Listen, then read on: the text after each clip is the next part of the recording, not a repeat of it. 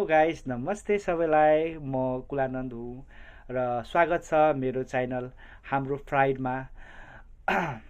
म आज इनडिप्स स्टोरी च्यानलको नयाँ भिडियो आएको छ। त्यो भिडियोको एनालाइज दिन आएको छु। यो भिडियो को शीर्षक रहेछ महाभारत र यहाँ 2082 को टप 10 इलेक्सन्स ब्याटलहरूको गहिरो विश्लेषण गरिएको छ। म यो भिडियोको बारेमा मेरो पहिलो विचारहरू र अनुभवहरू साझा गर्नेछु अनि केही मुख्य बिन्दुहरूलाई पनि विश्लेषण गर्नेछु। त्यसैले चलो अब सुरु गरौँ। उनी पूर्व संचारकर्मी ऋषि दमला।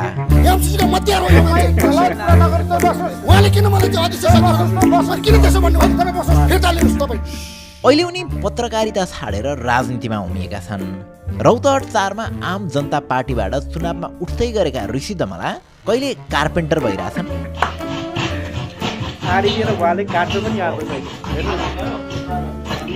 कहिले किसान,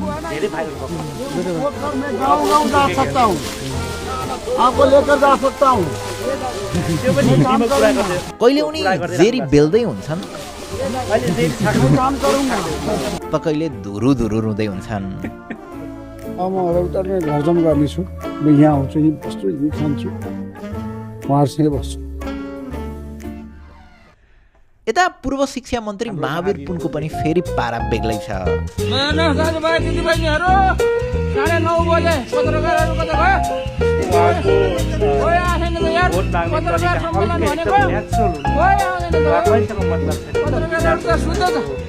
झोक चलेसी शिक्षा मन्त्रीबाट राजीनामा दिएर उनी चुनावमा लड्न म्याग्दी पुगेका छन्। म्याग्दीमा उनी किताब बेच्दै, भोट माग्दै, भाषण पनि गर्दैछन्। म आएर चाहिँ सबैले रातारात नेपाललाई सिङ्गापुर बनाइदिने पनि होइन, प्रयास हो। मेरो प्रयास के हुन्छ भने युवाहरूलाई सम्झाइ बुझाइ गर्ने। यता झापामा भने बालेन्द्र शाहले चुपचाप हात हल्लाएरै मतदाता आकर्षित गर्दैछन् भने उता प्रचण्डलाई मतदाता रिजाउन कहिले यसरी नाच्नु परेको छ, त कहिले जनयुद्धमा जसरी मकै खाँदै हिँड्नु परेको छ। यी सबै घटनाहरू हेर्दै गर्दा, देख्दै गर्दा हामीले भुल्न के हुँदैन भने देशमा 165 निर्वाचन क्षेत्र छन् र सबैमा मुद्दाहरू फरक फरक छन्। काठमाडौँमा क्रिन्च लाग्ने कुरा डडेलधुरामा हम्बल लाग्न सक्छ अनि सबैले दान भनिरहेको पात्रलाई उनकै क्षेत्रका मतदाताले चाहिँ भगवान मान्न पनि सक्छन्। त्यसैले त डेमोक्रेसीमा जनता जनार्दन हुन्छन् भनिन्छ। तर जनता जनार्दन भने पनि सबै क्षेत्रका जनताको भोट भने सधैँ बराबर हुँदैन। कुनै क्षेत्रका जनताले प्रधानमन्त्री नै छान्न पाउँछन् भने कुनैले चाहिँ पछि सदनमा गएर आफ्नो पार्टीले भनेअनुसार चुपचाप टेबल ठोक्ने पपेटहरू मात्रै छान्न पाउँछन्। त्यसैले केही निर्वाचन क्षेत्रले सरकार बदल्छन्, केहीले सिट हल्लाउँछन् र केहीले चाहिँ नेताको करियर टुङ्ग्याउँछन्। आज हामी यो निर्वाचनका 10 यस्ता निर्वाचन क्षेत्र हेर्नेछौँ जहाँको भिडन्त जित र हारमा मात्र हेर्न मिल्दैन, त्यसले दिने राजनीतिक अर्थमा पनि हेर्नुपर्ने हुन्छ। रुकुम पूर्व नेपालको संसदीय राजनीतिमा छुट्याउनै नहुने नाम हो पुष्पकमल दाहाल प्रचण्ड। प्रचण्डको खास निर्वाचन क्षेत्र भनेर काहीँ पनि छैन।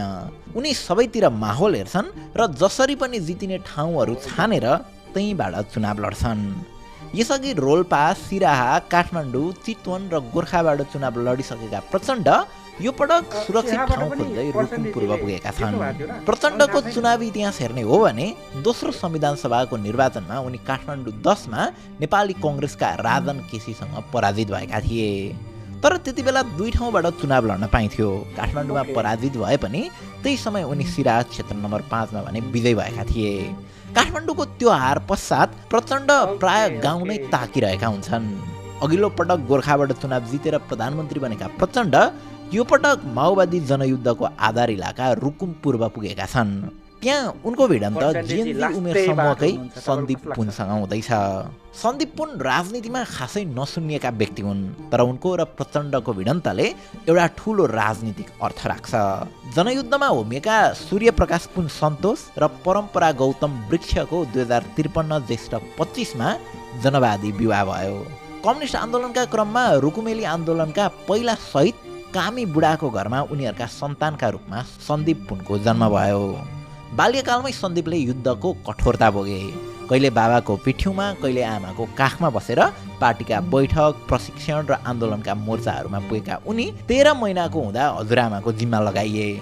उनका बाआमा मुक्ति या मृत्युको बाटो रोज्दै जनयुद्धका अग्र मोर्चामा लागे। 2059 साल ज्येष्ठ 14 गते 4 वर्षकै उमेरमा उनले आमालाई गुमाए। बजाङमा नेपाली सेनाको कारबाहीमा आमा रक्षाको हत्या भयो र त्यसको 10 दिनपछि त्यही ठाउँमा बाबा सन्तोषको पनि हत्या गरियो। सन्दीप एकाएक टुहुरा बने। 2 जना साथीहरू पनि थिए त्यति बेला सेनाकै साथीहरू। तिमीहरू माओवादी हो झोलाखोल भनेर यताउति भन्दाखेरि झोलाखोल भन्दा भित्र हतियारहरू थियो होला के होला, म खोल्दिनँ, हामी माओवादी होइन आफै खोल भनेर भन्दाखेरि सेनाले चाहिँ खोलेर अब त्यति बेला त्यहाँदेखि त भाग्नु भएछ। त्यहाँदेखि ल त्यहाँ त्यो राणासँग चाहिँ गइसकेको थियो। पछि ग्रेनेडहरू के ग्रेनेड यताउति हानेर मार्यो भन्नु।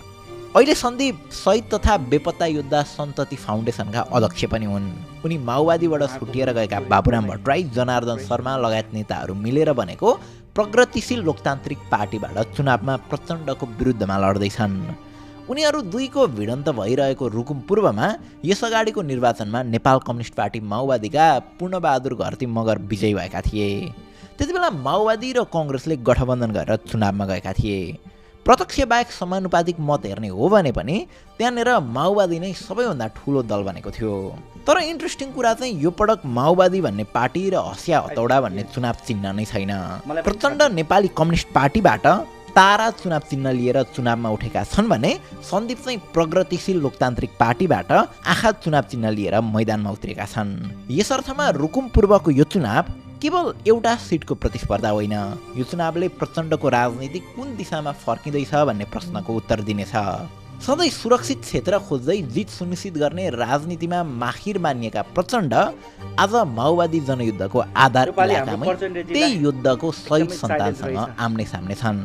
एकातिर सत्ता, सङ्गठन र राज्य सत्ता सबै चाखिसकेको पुरानो नेतृत्व, अर्कोतिर युद्धको मूल्य तिरेको पुस्ताबाट जन्मिएको नयाँ पुस्ताको प्रतिनिधित्व। रुकुम पूर्वको यो भिडन्तले जित र हार भन्दा धेरै ठुलो प्रश्नको उत्तर दिनेछ। के माओवादी आन्दोलनको नैतिक उत्तराधिकारी अझै प्रचण्ड नै हुन् कि अब इतिहासले युद्धको मूल्य तिरेकै पुस्तालाई खोज्न थालेको हो त?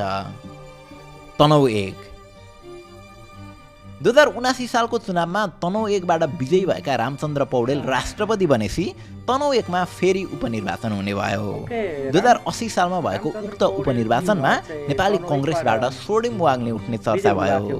तर पछि तनहुकै स्थानीय नेता गोविन्द भट्टराईले टिकट पाए अनि सोडिम वाग्ले चाहिँ राष्ट्रिय स्वतन्त्र पार्टी रासपाबाट चुनावमा उठे। सोडिम र गोविन्द दुवै कङ्ग्रेसी पृष्ठभूमिकै थिए। सोडिमले गगन थापाको टिममा बसेर काम गरेका थिए भने गोविन्दले लामो समयसम्म तनहुमै स्थानीय राजनीति गरिरहे। कङ्ग्रेसभित्र खासै केही योगदान नभएको भन्दै सोडिमलाई कङ्ग्रेसले 2079 सालको निर्वाचनमा पनि टिकट दिएन र पछि उपनिर्वाचनमा पनि टिकट नदिने छाडकाट देखायो। पछि रासपाले सोडिमलाई टिकट दिएपछि तनहु 1मा सोडिम वाग्ले र गोविन्द भट्टराई बीच भिडन्त हुने भयो। यो त्यही बेला हो गगन थापाले तनहुमा गएर सोडिमको विरुद्धमा भाषण गरेको। मलाई त भन्न मन लाग्छ, तिमी त जागिर खाएको, घर बनाएको, पेन्सन पकाएको अनि आएको। म त त्यो बेलामा सडकमा लडेर बसेको, छातीमा ढुङ्गा खाएर बसेको। पछि सोडिमले झन्डै 15,000 बढी मत अन्तरले चुनाव जिते। उनले धेरै मत त परिवर्तन चाहने विद्रोह गर्ने कङ्ग्रेसीकै पाए। तर चुनाव हारे पनि गोविन्दले मन चाहिँ जिते। चुनावमा उनले आफ्नो विपक्षी उम्मेदवारको विरोधमा एक शब्द पनि खर्च गरेनन्। आफ्ना एजेन्डाहरू नै राखिरहे। उनको यो शालीन स्वभावको देशैभरि प्रशंसा भयो। अहिले फेरि यी दुई यो पटकको चुनावी मैदानमा त्यही ठाउँबाट पुनः लड्दैछन्। सोडिमलाई यो पटक पहिला जस्तो कङ्ग्रेसभित्र परिवर्तन चाहनेहरूको समर्थन छैन। उनले आफ्नो व्यक्तित्व र नलेजकै आधारमा चुनाव लड्नुपर्नेछ, मतदाता फकाउनु पर्नेछ। यता गोविन्द भने फेरिएको कङ्ग्रेसमा म यहीँको स्थानीय भन्दै भोट माग्दैछन्। त्यसैले यो क्षेत्रमा राम्रै प्रतिस्पर्धा हुने देखिन्छ। अघिल्लो चुनावले तनहुमा परिवर्तनको लहर देखाएको थियो, भोटरहरूलाई विद्रोही बनाएको थियो। अब यो चुनावले त्यो लहर र विद्रोह स्थायी थियो या क्षणिक, त्यो प्रश्नको उत्तर दिनेछ। काठमाडौँ 1 पछिल्ला हरेक निर्वाचनमा सधैँ चर्चा भइरहने क्षेत्र हो काठमाडौँ 1। चर्चाको वान अफ द कारण भनेको चाहिँ रविन्द्र मिश्र हुन्। आजभन्दा 10 वर्ष अगाडि नै अब राजनीति गर्ने भनेर बीबीसीमा हुँदा खाँदाको पत्रकारको जागिर छाडेर राजनीतिमा आएका रविन्द्र मिश्रले अहिलेसम्म चुनाव जित्न सकेका छैनन्। हरेक चुनावमा उनी मन जित्छन् तर मत जित्दैनन् अनि थोरै मत अन्तरले पराजित भइरहन्छन्। 2074 मा विवेकशील साझा पार्टीबाट उठेका रविन्द्र मिश्र काङ्ग्रेसका प्रकाशमान सिंहसँग 818 भोटले हारेका थिए। त्यस पछाडि 2079 सालमा फेरि पनि यही क्षेत्रबाट उनी सिंहसँग राप्रपाबाट उठ्दा जम्मा 124 मतले पराजित भएका थिए। दोस्रो पटक यो क्षेत्रमा उनी पराजित हुनुको कारण चाहिँ यहाँ भिडन्त नयाँको बीचमा भइदियो। यही क्षेत्रमा राष्ट्रपाबाट उठेका पुकार बमले 4000 मत काटिदिँदा फेरि कङ्ग्रेसकै प्रकाशमान सिंहको भाग्य चम्कियो। अहिले यो क्षेत्रबाट कङ्ग्रेसले प्रबल थापा छेत्रीलाई टिकट दिएको छ भने राष्ट्रपाबाट चाहिँ रन्जु दर्शना उठ्दै छिन्। रन्जु दर्शना र रविन्द्र मिश्र यी दुई नै वैकल्पिक राजनीतिका प्रणेता जस्तै हुन्। रन्जु दर्शना हाम्रो पुस्तालाई राजनीति चिनाउने पहिलो नेत्री हुन्। उनले 2074 सालको स्थानीय तहको चुनावमा काठमाडौँको मेयर पदमा 21 वर्षको उमेरमै भिड्ने साहस गरेकी थिइन्। त्यति बेला उनी पराजित भए पनि उनको लडाईले नेपालमा वैकल्पिक राजनीतिका निम्ति बाटो खोलिदियो। जेनजी पुस्ताकै उनी अब अहिले केही महिनामै आमा बन्दै छिन्। त्यही कारणले समानुपातिक तर्फबाट संसद छिर्न खोजेकी रन्जुले पछि विवाद भएपछि नाम फिर्ता लिएर प्रत्यक्ष तर्फबाट नै लड्ने निधो गरिन्। उनको यो निर्णयले पनि रन्जुसँग अझै 2074 साल ताकाकै जोस बाँकी रहेछ भन्ने देखाउँछ। कुनै बेला रन्जु र रविन्द्रको विचार एउटै थियो, वैकल्पिक राजनीति। त्यही विचारमा अडिक हुँदै रन्जुले अहिले राष्ट्रपा जोइन गरिन् भने रविन्द्रले वैकल्पिक शक्तिबाट आफ्नो राजनीतिक सिद्धान्त नै बदलेर राजतन्त्रको एजेन्डा आत्मसात गर्दै राप्रपा जोइन गरे। काठमाडौँ 1 मा यी दुईको भिडन्तले समयसँगै कसले रोजेको राजनीतिक दिशा सही थियो भन्ने प्रश्नको टुङ्गो लगाउनेछ। काठमाडौँ 3 यो पटक काठमाडौँ 3 विगतको काठमाडौँ 1 बन्न सक्ने सम्भावना छ। यहाँ उज्यालो नेपाल पार्टीका अध्यक्ष कुलमान घिसिङ सामु राष्ट्रपाका राजुनाथ पाण्डे मुख्य चुनौती बनेका छन्। यसरी यी दुई नयाँहरूको भिडन्त हुँदा काठमाडौँ 3 मा तिनै पुराना पार्टीका उम्मेदवारले जित्न सक्ने सम्भावना पनि छ। बालेन र रविसँग एकता गरिसकेका कुलमान घिसिङ राष्ट्रपाको उपसभापति पनि बनिसकेका थिए। तर पछि उनले त्यो एकता टुटाउँदै उज्यालो नेपाल पार्टीलाई नै एक्टिभ बनाए। त्यति बेला केही नेताहरूले समेत कुलमानको साथ छोडेर राष्ट्रपा नै रोज्दा धक्का पाएका कुलमानलाई आफू चुनाव जित्नेदेखि पार्टीलाई थ्रेसहोल्ड कटाएर राष्ट्रिय पार्टी बनाउने सम्मका चुनौतीहरू छन्। राष्ट्रिय पार्टी बन्नलाई प्रत्यक्षतर्फ कम्तीमा 1 सिट जित्नुपर्छ भने समानुपातिकमा कुल मान्य भोटको 3% भन्दा बढी मत ल्याउनुपर्छ। उनको पार्टीले प्रतिनिधि सभामा 165 निर्वाचन क्षेत्रमध्ये केवल 93 क्षेत्रमा मात्रै उम्मेदवारी दर्ता गराएको छ। अहिले काठमाडौँ क्षेत्र नम्बर 3 मा नेपाली कङ्ग्रेसले रमेश अरियाल, एमाले रामेश्वर फुयाल र नेकपाले निरज लामालाई उम्मेदवार बनाएका छन्। कुलमान र राजुनाथ बीच मत काटिँदा यी मध्ये कसैले जित्न सक्ने सम्भावना पनि छ। काठमाडौँ महानगरपालिकाका महानगर प्रहरी प्रमुख राजुनाथ पाण्डे राष्ट्रपामा बालेनको टिमबाट काठमाडौँ 3 का उम्मेदवार बनेका हुन्। चुनावमा उम्मेदवार बन्नकै लागि अन्तरिम सरकारको मन्त्रीबाट राजीनामा दिएका कुलमानका लागि यो निर्वाचन ठूलो परीक्षा हो। यो निर्वाचन क्षेत्रको नतिजाले दुईटा प्रश्नको उत्तर दिनेछ। यो चुनावमा सबैतिर नयाँ भिडेको भए के हुन्थ्यो र कुलमानले रवि र बालेनसँगको एकता तोडेर ठिक गरे कि बेठिक त। गुल्मी 1 यो पटक सागर ढकालको कारण हाम्रो पुस्तामा गुल्मी 1 को चर्चा अलि बढी भए पनि यो क्षेत्र सधैँ इन्ट्रेस्टिङ क्षेत्र छ। पछिल्ला 4 निर्वाचन हेर्ने हो भने यो क्षेत्रमा जम्मा 2 जना नेताहरूबीच सधैँ प्रतिस्पर्धा हुने गर्छ, प्रदीप गेवाली र चन्द्र भण्डारी। अनि गुल्मेलीहरूले पनि भेदभाव नगरी यी दुवैलाई पालै पालो विजय गराइदिन्छन्। 2064 सालमा प्रदीप गेवाली छानेका गुल्मेलीले 2070 मा चन्द्र भण्डारी छानिदिए। 2074 मा फेरि प्रदीप गेवालीलाई नै जिताइदिए भने 2079 सालमा चन्द्र भण्डारीलाई पालो दिए। एमाले उम्मेदवार गेवाली विवादरहित नेताका रूपमा स्थापित छन् अनि कङ्ग्रेस उम्मेदवार डाक्टर भण्डारीको पनि छवि त्यस्तै नै छ। यो पटकको चुनावमा पनि यी दुई नै एमाले र कङ्ग्रेसबाट उम्मेदवार बनेका छन्। पुरानो प्याटर्न हेर्ने हो भने गत चुनावमा चन्द्र भण्डारी विजयी भएकाले अब पालो प्रदीप गेवालीको थियो। तर राष्ट्रपाबाट सागर ढकालले यहाँ उम्मेदवारी दिएसी भने यो आलो पालोको प्याटर्न तोडिने सम्भावना छ। 2079 सालको निर्वाचनमा पूर्व प्रधानमन्त्री एवं नेपाली कङ्ग्रेसका सभापति शेरबहादुर देउवासँग प्रतिस्पर्धा गरेका सागर ढकालले यो पटक आफ्नै गृह जिल्ला गुल्मी छानेका हुन्। उनको उम्मेदवारीले विशेष गरी युवा र परिवर्तन चाहने मतदातालाई आकर्षित गर्ने अपेक्षा गरिएको छ। कांग्रेस र एमालेको स्थानीय संगठन र पुराना कार्यकर्ताको पकड भएको यो ठाउँमा रासपा गत चुनावमा कमजोर नै साबित भएको थियो। कांग्रेस र एमालेका उम्मेदवारले 30,000 बढी मत ल्याउँदै गर्दा रासपाका उम्मेदवारले 2,000 मत पनि पुर्याएका थिएनन्। समानुपातिक तर्फ भने रासपाले बल्ल बल्ल 8,000 मत ल्याएको थियो। यसरी संगठनिक आधार भन्दा पनि अहिलेको रासपाको माहौल र आफ्नो व्यक्तित्वको आधारमा सागर ढकालले यहाँ चुनाव लड्नुपर्नेछ। यो पटकको निर्वाचनले अब गुल्मीमा के पुरानो आलो पालो नै कायम रहन्छ कि दशकौंदेखिको राजनीतिक प्याटर्न तोडिन्छ त भन्ने प्रश्नको उत्तर दिनेछ। अब 10 मध्ये यी 5 क्षेत्रको बारेमा बुझेपछि अब लागौं हाम्रो टप 5 तर्फ। चितवन 3 मा यो पटक 2 चेलीहरूको प्रतिस्पर्धा भइरहेछ। राष्ट्रवादी सुविधा गौतम र नेपाली कम्युनिस्ट पार्टीकी रेणु दाहाल। यस अगाडिको संसदीय निर्वाचनमा सोभिता गौतम काठमाडौँ क्षेत्र नम्बर 2 बाट विजयी भएकी थिइन्। यता रेणु दाहाल चाहिँ चितवनको भरतपुर महानगरको मेयरको रूपमा आफ्नो दोस्रो कार्यकालबाट राजीनामा दिएर आफ्नो पहिलो संसदीय चुनावमा उम्मेदै छिन्। रेणु दाहाल पुष्पकमल दाहाल प्रचण्डकी छोरी हुन्। उनलाई त्यही क्षेत्रमा 2074 को चुनावमा मतपत्र च्यातेको आरोप लागेको थियो। खासमा निर्वाचनको अन्तिम नतिजा आउनै लाग्दा हार्ने सम्भावना देखेर उनका पक्षधरले मतपत्र नै च्यातिदिएकाले त्यहाँ पूर्ण निर्वाचन गराउनु परेको आरोप रेणु दाहालमाथि लाग्ने गरेको छ। यसरी फेरि भएको निर्वाचनबाट रेणु दाहाल विजयी भएकी थिइन् भने 2079 सालको निर्वाचनमा त एकदमै सहज जित हासिल गर्न सफल भएकी थिइन्।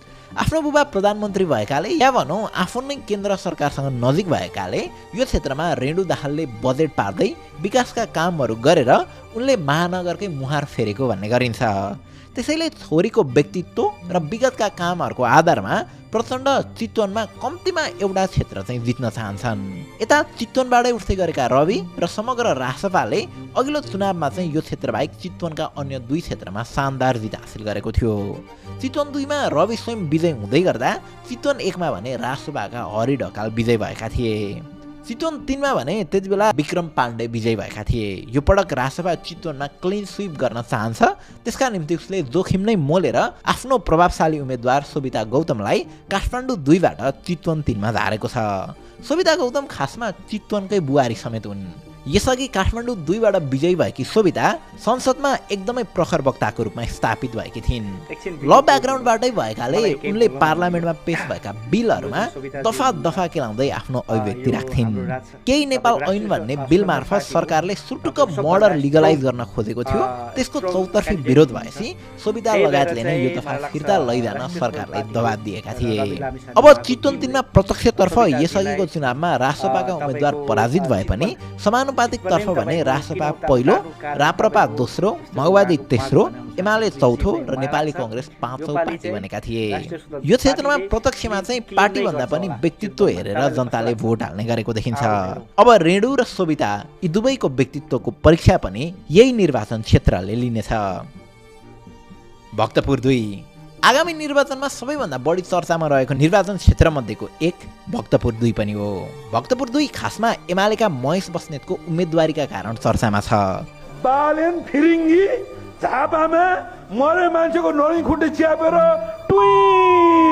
98,356 मतदाता रहेको यो क्षेत्रमा 2079 को निर्वाचनमा नेपाली कांग्रेसका दुर्लभ थापा विजयी भएका थिए। उनले जम्मा 1000 हाराहारी मतले मात्र महेश बस्नेतलाई पराजित गरेका थिए। यो पटक कांग्रेसले त्यस निर्वाचन क्षेत्रमा कवीर थापालाई उठाएको छ भने रासपाले पूर्व सञ्चारकर्मी राजीव खत्रीलाई उठाएको छ। त्यस्तै यही क्षेत्रबाट शोभा पाठकले पनि उम्मेदवारी दिँदै छिन्। खासमा शोभा पाठक एमालेकै नेत्री थिइन्। उनले आफू महेश बस्नेतका कारण पीडित भएको भन्छिन्। उनले महेश बस्नेत विरुद्ध साइबर ब्युरोमा गाली गलौजको मुद्दा दर्ता पनि गराएकी थिइन्। त्यतिबेला प्रहरी महेश बस्नेतलाई एरेस्ट गर्दैछ भन्ने यस्ता समाचारहरू पनि आएका थिए। तर यी सबै समाचारहरू मिडिया ट्रायलमै सीमित भइदिए। प्रहरीले महेश बस्नेतलाई समाउनै सकेन। यसरी राज्य सत्ताबाट न्याय नपाएकी शोभा पाठक अहिले न्याय माग्दै जनता सामु नै गएकी छिन् र महेश बस्नेतलाई उनकै क्षेत्रमा हराउने शोभाको लक्ष्य छ।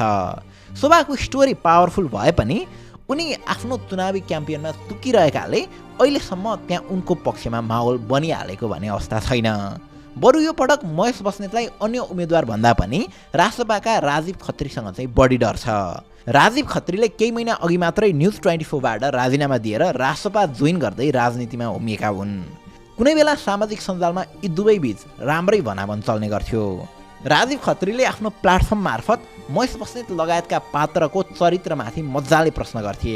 त्यही प्रश्न सुन्न नसकेका एमालेको सिङ्गो पन्ती नै लागि परेर यस्ता आवाजहरू दबाउने हेतुका साथ सामाजिक सञ्जाल बन्द गराउन खोज्यो।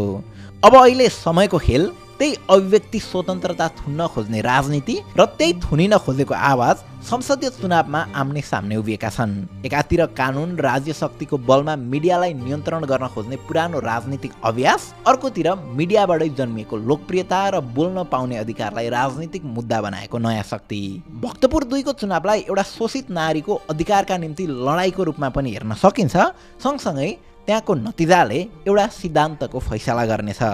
के नेपालमा आलोचनात्मक आवाज दबाउने राजनीति जित्छ कि त्यही आवाज संसदभित्र पुग्छ? झापा 2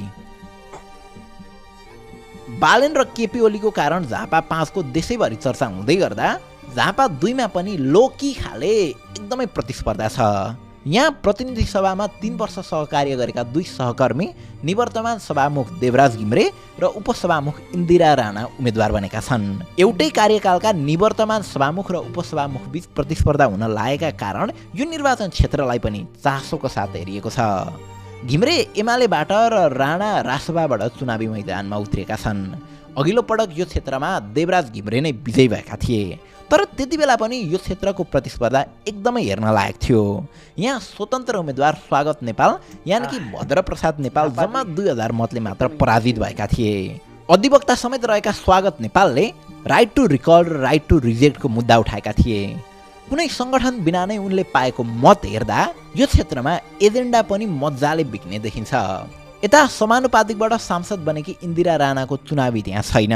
तर झापा 2 मै भने गत चुनावमा रासपाका उम्मेद्वार चौथो भन्दै 8000 बढी मतले आएका थिए। समानुपातिक तर्फ चाहिँ 22000 भन्दा बढी मतसहित रासपा दोस्रो भएको थियो। झापा 5 मा बालेनको उम्मेदवारी पश्चात त्यसको प्रभाव छिमेकी निर्वाचन क्षेत्रमा पनि पक्कै पर्नेछ। त्यसमाथि पनि इन्दिरा राणा बालेन नजिकै मानिन्छन् भने देवराज घिम्रेलाई त केपी ओलीको विश्वास पात्र या उनको आज्ञाकारी चेलोको रूपमा हेर्ने गरिन्छ।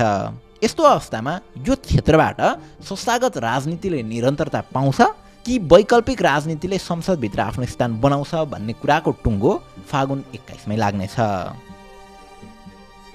सर्लाही 4 यो चुनावमा हामीले छनौट गरेका सबैभन्दा बढी इम्पोर्टेन्ट निर्वाचन क्षेत्र मध्येको दोस्रो स्थानमा सर्लाही 4 राखेका छौँ। अघिल्लो चुनावमा स्वतन्त्र उम्मेद्वार अमरेश कुमार सिंहलाई जिताएको यो निर्वाचन क्षेत्र आफैमा महत्त्वपूर्ण नै थियो। तर पछि नेपाली कङ्ग्रेसका सभापति गगन थापा पनि त्यहीबाट लड्ने भएपछि यो निर्वाचन क्षेत्रको झन् चर्चा बढेको हो। खासमा अमरेश र गगन कुनै जमाना एउटै पार्टीका कार्यकर्ता थिए। अमरेशले यो क्षेत्रबाट 2070, 2074 र 2079 गरेर पछिल्ला 3 चुनावहरू लगातार जितेका छन्।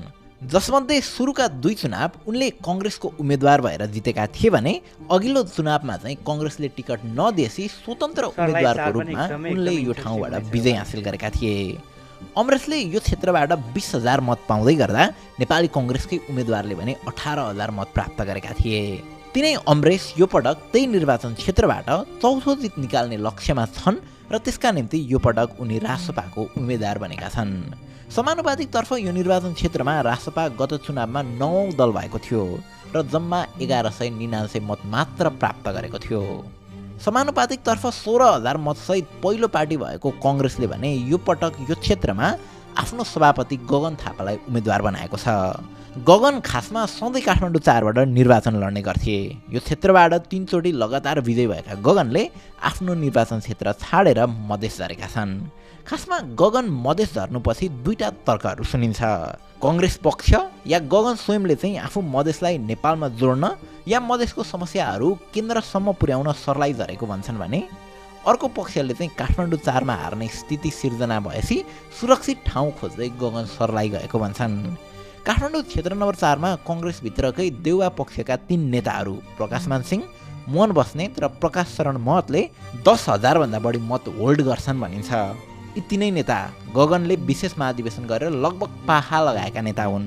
त्यसैले पनि गगन काठमाडौँ क्षेत्र नम्बर 4 बाट उठेको भए यी नेताहरू पालोको पैँचो फेर्न या अन्तर्घात गरेर गगनलाई हराउन लागि पर्ने भएकाले गगन सुरक्षित ठाउँ खोज्दै सर्लाही 4 झरेको भन्ने तर्क पनि छ।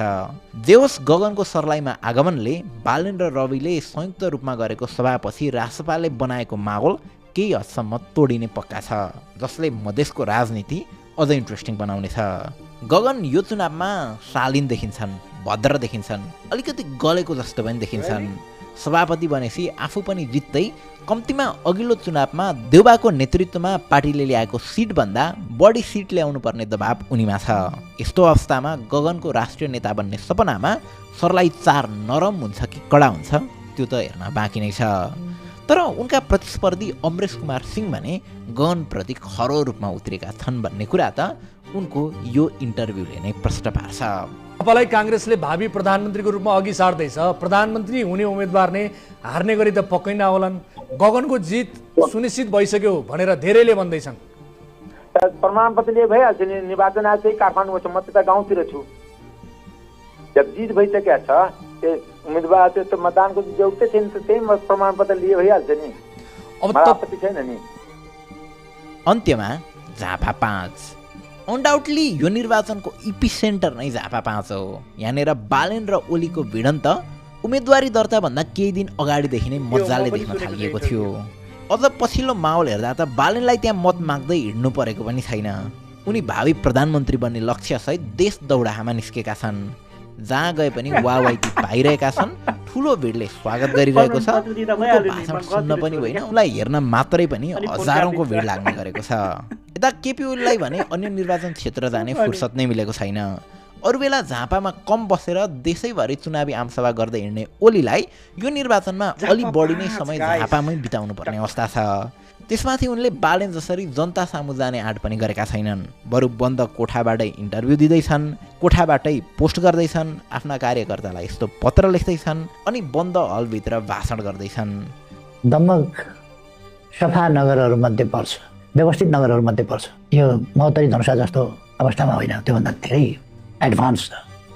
यसरी जुनै हदसम्म पनि गिरेर ओली निर्वाचन जित्न चाहन्छन्। यता बालेनलाई चाहिँ माघ 6 गते झापा 5 मा आफ्नो पक्षमा देखिएको भिड र 7 गते आफ्ना डेरामै आफूलाई भेट्न आएका जनता देखेर झापा 5 मा जित निश्चितै भयो जस्तो लागेको हुनुपर्छ। त्यसैले उनले झापामा जम्मा 2 दिन मात्र समय बिताए। यसरी उनले ओलीलाई नजरअन्दाज गर्ने भुल गर्दैछन् भने त्यो कदापि गर्न हुँदैन। 2028 सालमा झापा विद्रोहबाट उदाएका केपी शर्मा ओलीको राजनीतिलाई 2082 सालमा झापामा चुनावबाटै अन्त्य गर्ने लक्ष्य बालेन्द्र शाहको छ। वेल, झापा 5 को चुनावी अङ्कगणित सहितको भिडियो त हामीले केही दिन अगाडि नै हालिसकेका छौँ, पक्कै पनि हेर्नुभएकै होला। र यसमा थप स्थलगत रिपोर्टिङको लागि यानि कि ग्राउन्ड रिपोर्टिङको लागि हाम्रो आइडिएस मिडिया नेटवर्कको यङ टिम झापामै छ। केही दिनमा त्यहाँको ग्राउन्ड रियालिटी के छ त भिडियो आउने नै छ, प्रतीक्षा गर्नुहोला। मूलतः झापा 5 को नतिजाले अब नेपाली राजनीतिमा नयाँ अध्याय सुरु हुन्छ कि पुरानै अध्याय दोहोरिन्छ त्यसको फैसला गर्नेछ। यसरी हामीले आजको भिडियोमा यी निर्वाचन क्षेत्र र त्यहाँका भिडन्तले कस्तो राजनीतिक अर्थ राख्छ भन्ने कुरा बुझाउने प्रयत्न गऱ्यौँ।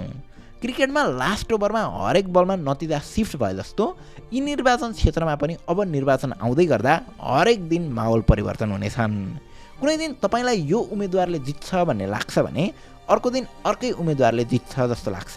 र यही अनिश्चितता, यही प्रतिस्पर्धा, यही जनताको मन बदल्ने स्वतन्त्रता नै लोकतन्त्रको सबैभन्दा सुन्दर पक्ष हो।